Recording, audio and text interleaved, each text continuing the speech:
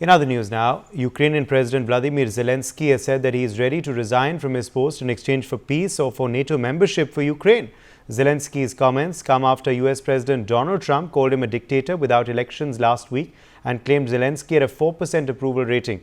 The remarks also followed the largest Russian drone attack on Ukraine since the start of the President Vladimir Putin's all-out invasion of the country, one day before the third anniversary of the war. Zelenskyy has also expressed a desire for a meeting with Trump to discuss an agreement granting Washington access to Ukrainian natural resources before Trump meets with the Russian President Putin. The question that arises is, what is the road ahead now to peace? Well, before we kickstart this discussion, let's listen in to Zelenskyy's statement. України, якщо вам дуже потрібно, щоб я залишив свій пост, я готовий. Друга історія, можу поміняти це на НАТО. Якщо є такі умови, одразу, щоб довго про це не говорити. Я фокусуюсь на безпеці України сьогодні. Ambassador Suresh Kumar Goel, former diplomat, is joining us live. Major General Rajan Kochar, defence expert, also is with us on the broadcast. Harimohan Kaushik, foreign affairs expert, is live with us. Joyita Basu, editor of the Sunday Guardian, also is joining the broadcast. Ambassador Goel, let me begin with you first. What bearing does Zelensky's statement have on the efforts to bring about peace to the conflict? What do you make of this latest statement? Well, it looks like that finally, with the attitude or with Trump practically withdrawing American support from Zelensky's efforts, Zelensky's war, I would say, Zelenskyy now seems to be really at the end of his own tether and doesn't know actually which way he should be going. The way it started, Zelenskyy was a proxy for the European powers who wanted to basically see how far can Ukraine, the security architecture in Europe, be pressed ahead to get right to the doorstep of Russia. The USA was partner in this. Now, one major NATO partner having withdrawn from this effort and trying to find peace or trying to end the war between Russia and Ukraine, and having explicitly stated that the NATO membership for Ukraine and return to the 2014 borders seem unlikely. They are not on the table. Clearly, the play room for Zelenskyy is rather limited. And therefore, I think basically Zelenskyy will now really need to look at ending the war within the kind of parameters and the constraints which are coming through because of the withdrawal of support by Trump. Given that context, for him to say that he will withdraw or he will withdraw from the presidency of Ukraine for peace and for membership, NATO membership, it is basically just flying a kite. It doesn't really go anywhere at all. I think Zelenskyy will have to really see what the cards are and how he can really go into the game to negotiate for peace or the end of the war. Uday. Okay, let me in fact take that to Major General Rajan Kochar as well. Major General Rajan Kochar, now the fact of course is that this is a big statement from Zelenskyy. Do you believe it comes as a result of the initial Russian-US talks? Was this something always being planned by Zelenskyy, or has something triggered this suddenly? Uday, I think it has been triggered especially after 20th of January and before that Trump's statement that he will end the Ukrainian war in 24 hours. Now it's more than that. He has been pressurized.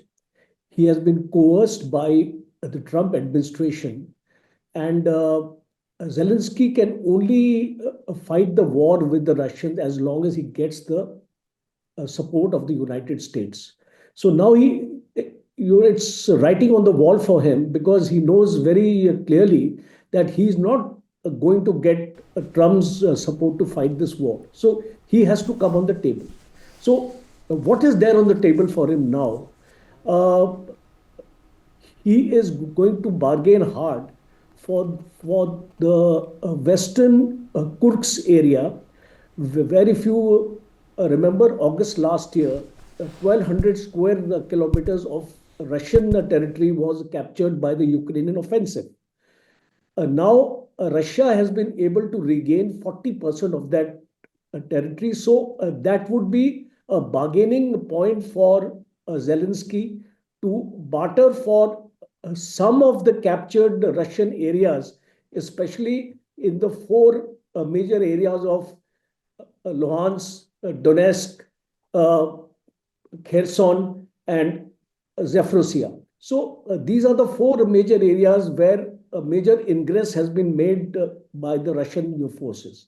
At the same time, uh, I would also like to take a counter onto the Russian side because Russia has also suffered a large number of casualties. I was reading today, it's almost touching 80,000 to 1 lakh of troops which have been killed. And in terms of armored columns and vehicles, almost 20% of their total fleet of the armored vehicles and the infantry combat vehicles have been destroyed. So Russia is also concerned. It also wants to end this war. So now the ultimate analysis is that at what terms and conditions. I am afraid Zelensky has got a very less leverage in this entire deal because Russia and especially Putin and Trump are going to get together on some sort of an agreement, which Zelensky will have to agree. And his coming out now saying that I will step down for the NATO actually membership, it is non negotiable because in Saudi Arabia also the recent meeting where Lavrov and the US officials were there, it was made clear by Lavrov that we will not accept anything like that. So I don't think that's a thing which is going to be negotiated at all. So he's just trying to make these kind of loose statements. And Uday, you would be aware that throughout these last 3 years, we have seen Zelensky making such statements. So I don't think we need to take him very seriously as far as the statement is concerned. And I think Russia and the United States are going to call the shots for all the terms and conditions of the ceasefire. And I think in the next 3 to 6 months is going to happen. Okay. Yes. Let me in fact take that to Joyita Basu as well. Joyita Basu, what do you believe the reaction now will be from the United States of America and other leaders in Europe to this statement by Zelensky? How will they respond to it? Also, what do you believe has triggered this big announcement? Was it spur of the moment? Was it well thought out? What is, what is in his mind right now? Well, definitely he is not going to go without a quote unquote fight. And when he is talking about, I am not going to, I will resign, but Ukraine will have to give a membership of NATO.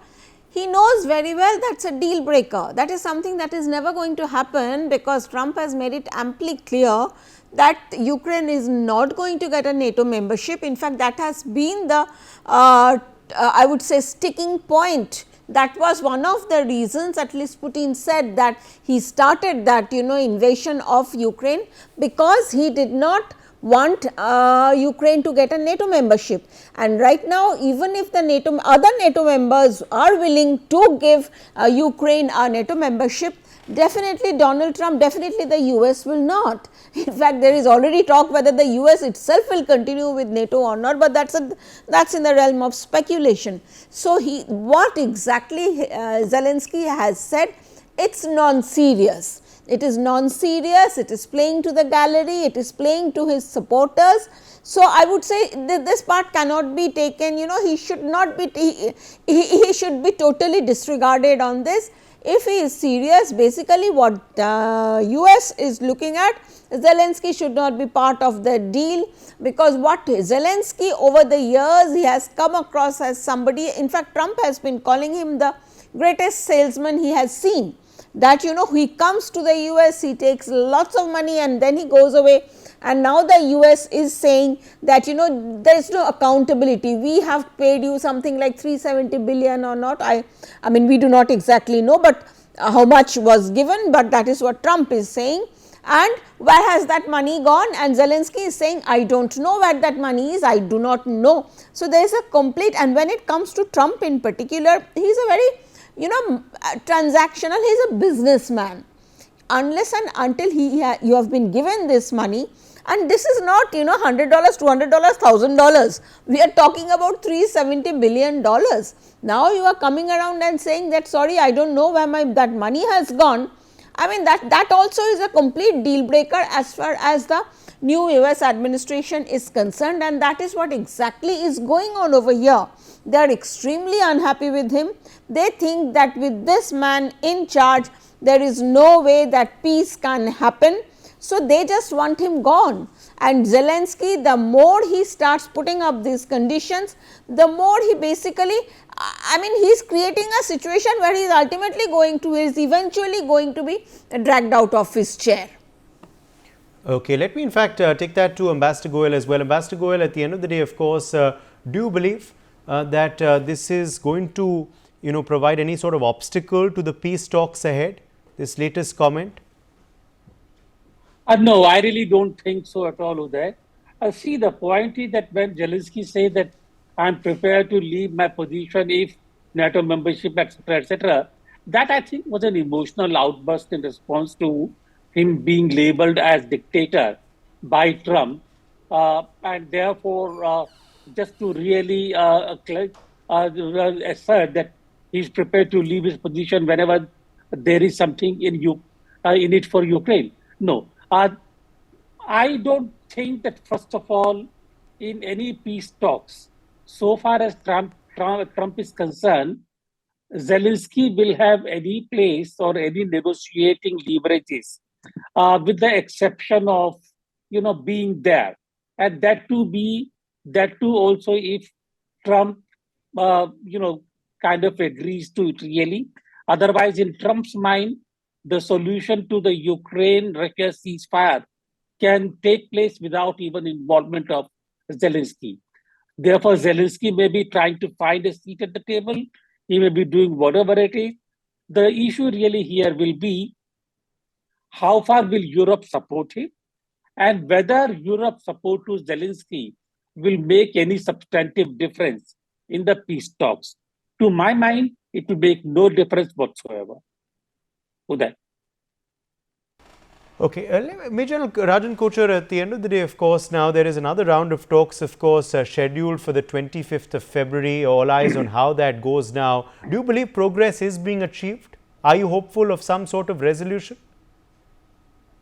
Definitely, Uday. I tend to agree with what Ambassador Goyal has just said, because the things or the way the things are actually moving, it seems that they are moving in a very, very planned manner. And that is why this meeting in Saudi Arabia also took place. And now the 25th February meeting will lay down the groundwork, will lay down the agenda for the negotiations for a ceasefire, because let us not expect this to happen in a matter of days. You will take months, because a great deal of negotiation will also have to go into play. And there is a very, very interesting news in which the rare earth materials or the minerals which are there in Ukraine are also being discussed. And Zelensky has accepted Trump's proposal to allow the United States to take control of these resources to an extent of $500 billion. So I think that would also form the background to this deal, which is going to go actually forward, because this kind of a barter, what the rare earth material, and I'm